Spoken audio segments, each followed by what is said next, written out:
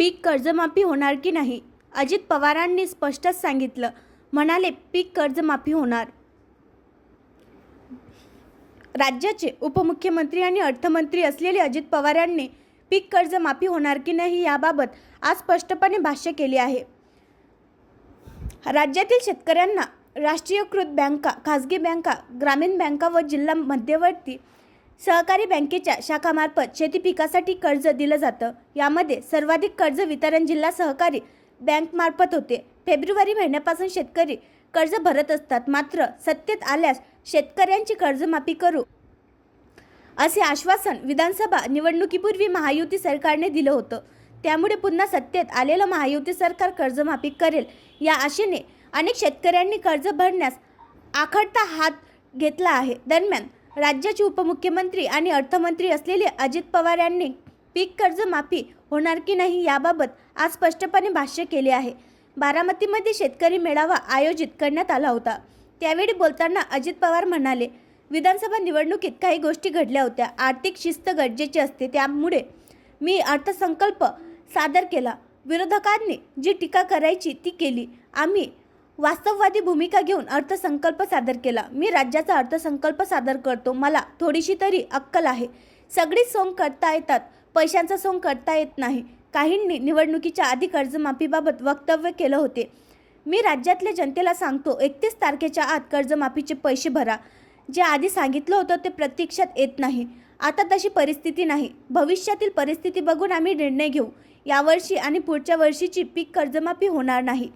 तशी आपली परिस्थिती नाही, असं स्पष्टपणे अजित पवारांनी म्हटलं आहे.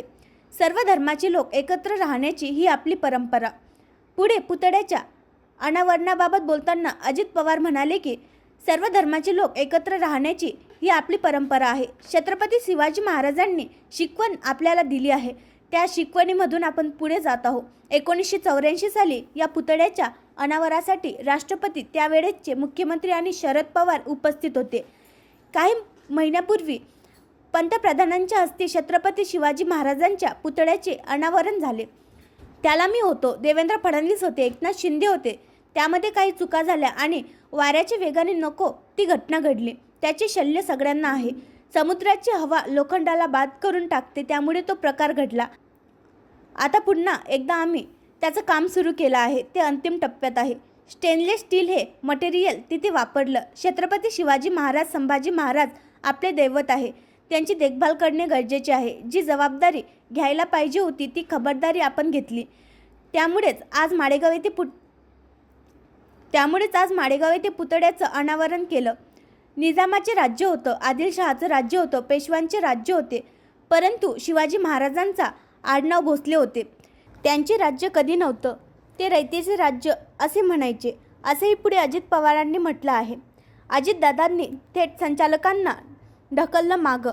आणि बारामती तालुक्यातील माळेगाव सहकारी साखर कारखाना परिसरातील श्री छत्रपती शिवाजी महाराजांच्या पुतळ्याचे नूतनीकरण करण्यात आले आहे. राज्याचे उपमुख्यमंत्री अजित पवार यांच्या हस्ते आज या नूतनीकरण करण्यात आलेल्या श्री छत्रपती शिवाजी महाराजांच्या पुतळ्याचा अनावरण सोहळा पार पडला. यावेळी कोनशिलेजवळ संचालकांनी मोठी गर्दी केली होती.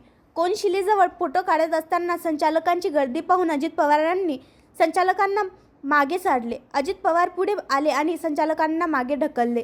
यावेळी उपस्थितांमध्ये एकच हशा पिकल्याचे पाहायला मिळाले. अजित पवार हे आपल्या खास शैलीसाठी ओळखले जातात. अजित पवार हे नेहमीच रोखठोक आणि स्पष्ट बोलत असतात. आता अजित पवारांच्या या मिश्किल कृत्याची जोरदार चर्चा राजकीय वर्तुळात रंगली आहे. आणखी नवीन व्हिडिओ पाहण्यासाठी आमच्या देशमुख एक्सप्रेस न्यूज चॅनलला सबस्क्राईब करा, लाईक करा आणि शेअर करा.